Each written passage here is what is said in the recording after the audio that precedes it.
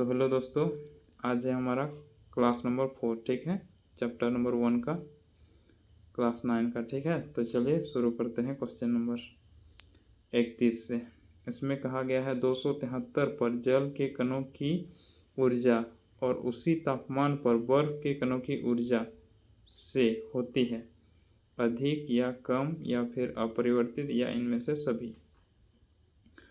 तो यहाँ देखिए, यहाँ कहा गया है जल के कण और यहाँ बर्फ के कणों की ऊर्जा से। तो जल के कण जो होंगे वो उसकी ऊर्जा क्या होगी, अधिक होगी, ठीक है। बर्फ के कणों से जल के कणों की ऊर्जा क्या होगी, अधिक होगी। क्यों अधिक होगी? क्योंकि इसी तापमान पर कहा जा रहा है। तो यहाँ देखिए, जब भी अवस्था परिवर्तन होता है, बर्फ यानी जल बनता है, तो ये जो बर्फ के कण होते हैं ये अपने ऊर्जा ऊर्जा अवशोषित करते हैं। उसके बाद ही ये बर्फ से जल में परिवर्तित होते हैं, ठीक है। तो ये जितने पहले ऊर्जा इसका था उसके बाद ये अवशोषित करते हैं तो जल में परिवर्तित हो जाते हैं। तापमान चाहे इतना भी हो, तापमान चाहे बराबर भी क्यों ना हो, फिर भी अधिक किसका होगा, जल के कणों की ऊर्जा अधिक होगी, ठीक है।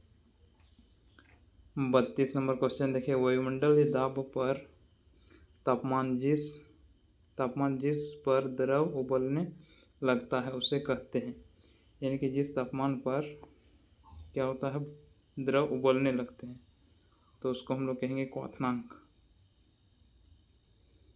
273 केल्विन तापमान पर भाप के कणों में इसकी तापमान पर पानी के कणों की अपेक्षा ऊर्जा होती है। यहाँ उसी प्रकार का क्वेश्चन पूछा गया है जैसे हम लोग देखे थे क्वेश्चन नंबर 31 में, ठीक है। इसमें कहा गया है 73 केल्विन तापमान पर भाप के कण इसी तापमान पर पानी के कण की अपेक्षा ये भाप की ऊर्जा अधिक होती है, ठीक है। क्या होती है, अधिक होती है, क्योंकि भाप पानी यानी कि पानी से ही बना है भाप। तो यहाँ ऊर्जा, ये जो कण है इसके पानी की ऊर्जा पानी के कण ये ऊर्जा ले चुके हैं, उसके बाद भाप बने हैं, तो इसकी ऊर्जा ज़्यादा होगी, ठीक है। अब देखिए क्वेश्चन नंबर 34। इसमें कहा गया है किसी पदार्थ का तापमान में परिवर्तन का क्या प्रभाव होता है। अवस्था में परिवर्तन, आकार में परिवर्तन या कोई परिवर्तन नहीं, इनमें से सभी। तो अवस्था में परिवर्तन हो जाते हैं। अवस्था जैसे कि ठोस से द्रव, द्रव से गैस में परिवर्तित हो जाते हैं।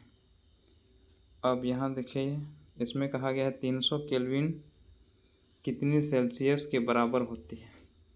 तो 273 केल्विन 273.16 केल्विन बराबर होता है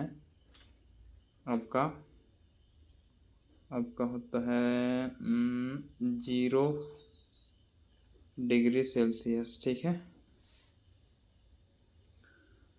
और यदि इसको हम लोग बढ़ाएंगे तो ये भी बढ़ेगा, जैसे कि 273 में यदि हम लोग कितना जोड़ दें ताकि 300 प्राप्त हो, तो कितना जोड़ने पर, 27 जोड़ने पर प्राप्त होता है, ठीक है। तो जितना 27 जोड़ने पर प्राप्त होता है, इसका मतलब हमें पता चल गया कि कितना डिग्री सेल्सियस, 27, ठीक है। चलिए अब हम लोग देखते हैं क्वेश्चन नंबर 36। इसमें कहा गया है क्वथनांक से कम तापमान पर द्रव के वाष्प में परिवर्तन होने की क्रिया कहलाती है संघनन, द्रवीकरण या वाष्पीकरण या शीतलता। तो क्या होगा, वाष्पीकरण। अब नेक्स्ट देखिए, वाष्पीकरण को कौन से कारक प्रभावित करते हैं। यानी कि वाष्पीकरण के दर जो होते हैं, यानी कि वाष्प बनने की प्रक्रिया में कौन कौन कारक होते हैं, जैसे कि तापमान, आर्द्रता, वायु की गति। तो ये तीनों इसके कारक हैं। तापमान बढ़ने पर वाष्पीकरण की प्रक्रिया बढ़ जाती है। आर्द्रता अधिक होने पर वायुमंडल में तो वाष्पीकरण की प्रक्रिया धीमी हो जाती है।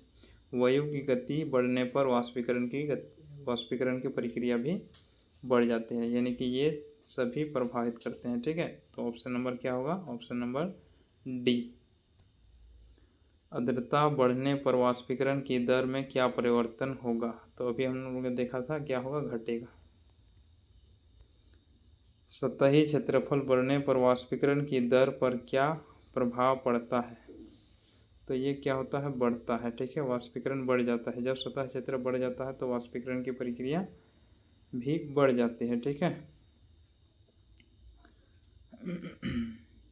दाब के बढ़ने और तापमान के घटने पर पदार्थ की अवस्था में क्या परिवर्तन होता है? ठोस द्रव में बदल जाते हैं, या फिर द्रव गैस में बदल जाते हैं, या फिर ठोस गैस में बदल जाते हैं, या फिर गैस द्रव में बदल जाते हैं। तो ये क्या होगा? ऑप्शन नंबर डी, गैस द्रव में बदल जाते हैं। ठीक है, तो चलिए आज की क्लास को यहीं तक ही रहने देंगे, फिर हम लोग मिलेंगे नेक्स्ट क्लास में। ठीक है।